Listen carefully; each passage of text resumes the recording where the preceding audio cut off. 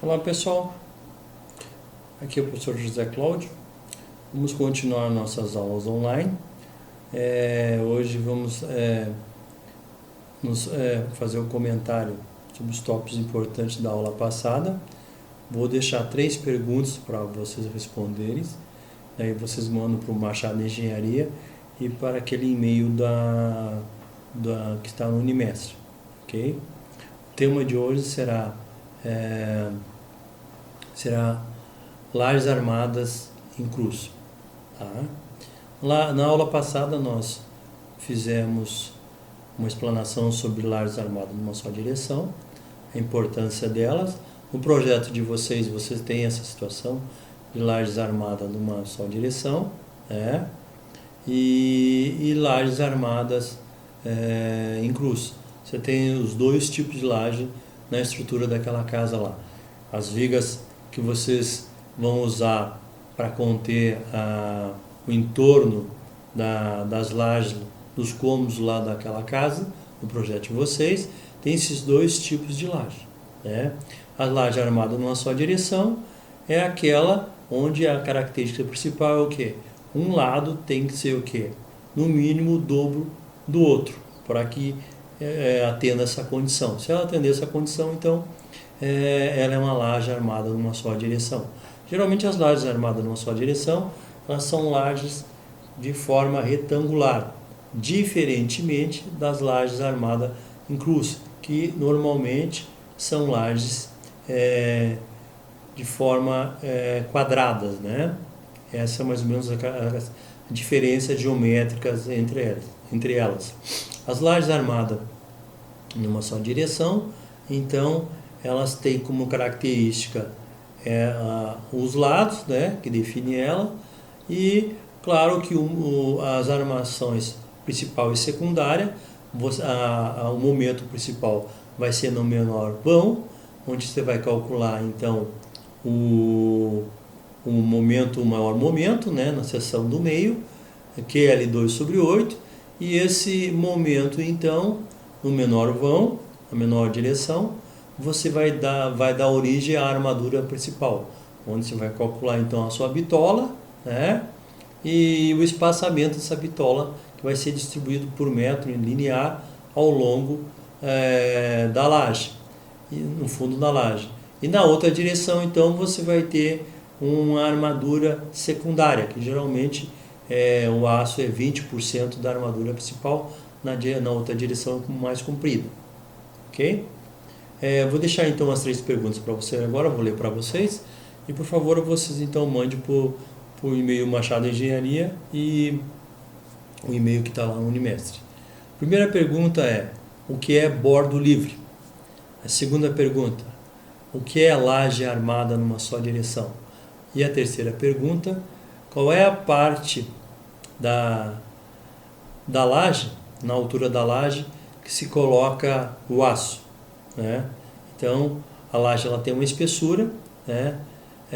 Aonde você, depois de feito o cálculo, qual é a parte na altura da laje onde vai a colocação do aço. Tá? Então, por favor, vocês respondam essas 3 questões e mandem para os e-mails. Então, o tema de hoje é a laje armada em cruz. O que é uma laje armada em cruz? Uma laje armada em cruz é aquela que mais ou menos as 2 dimensões, o comprimento e a largura, são parecidos. Por isso que ela é armada em cruz. Para uma laje armada em cruz, claro que se ela está isolada, ela tem que o quê?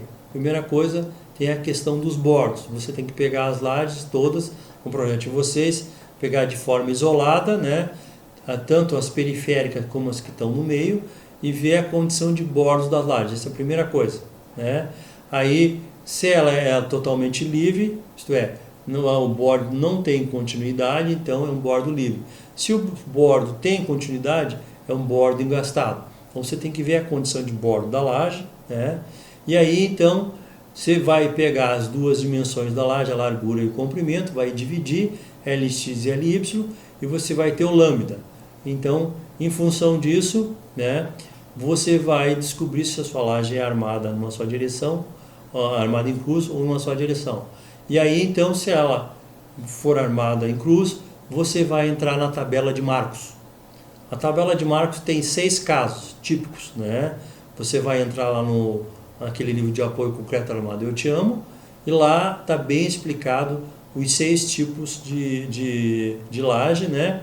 Em função dos bordos da laje. Então você vai ter que pegar no seu projeto, isolar cada laje, nomear a laje L1, L2, L3, L4, retirar do projeto, né? E ver os bordos dela, se é bordo contínuo ou é bordo isolado, bordo livre. E aí então você vai ver o caso e vai pegar um dos casos que tem naqueles 6 casos, vai encaixar. E aí então o segundo passo, você vai tirar os esforços, você vai tirar primeiro o quinhão de cada carga, de carregamento. Você tem lá o carregamento que foi dado para você, que ela vai atuar em cima dessa laje, depois descarregar nas vigas, vai dar reação para as vigas. Então esse carregamento ele vai dar um quinhão para cada viga. Cada laje dessa, ela está o quê? Ela está entre 4 vigas, né? Ela tem os vínculos dessas vigas, então elas vão dar reações. Na tabela de marco, em um dos casos que você vai pegar, que vai encaixar, lá tem os momentos, né? E as reações para cada caso. Então você vai tirar as reações e os momentos, vai calcular elas isoladamente, e esses momentos serão os momentos nas maiores dimensões, né? Os momentos as maiores seções, desculpe. E esses momentos então vai ser usado para calcular a ferragem. Então depois de calcular esses esforços dos momentos, você vai calcular a sua ferragem, né? Se for uma laje isolada de bordo livre, você vai ter só os momentos positivos, uma ferragem positiva nas 2 dimensões, né? Se for uma laje com engaste, uma laje contínua, isto é, você tem uma laje de bordo livre, depois está ligada a outra laje, então você tem uma laje contínua. Você vai ter então uma ferragem positiva nas 2 direções, e na continuidade, no engaste, você vai ter uma ferragem negativa.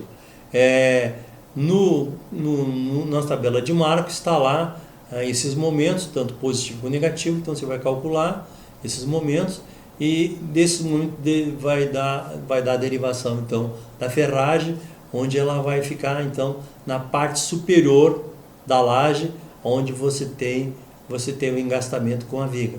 Então, nesse tipo de laje, você tem a ferragem positiva que fica no assoalho das formas, na parte de baixo, e tem então os momentos negativos, são combatidos também com uma ferragem negativa, que fica na parte superior no engastamento das 2 lajes. Por hoje é só, pessoal. Até a próxima aula.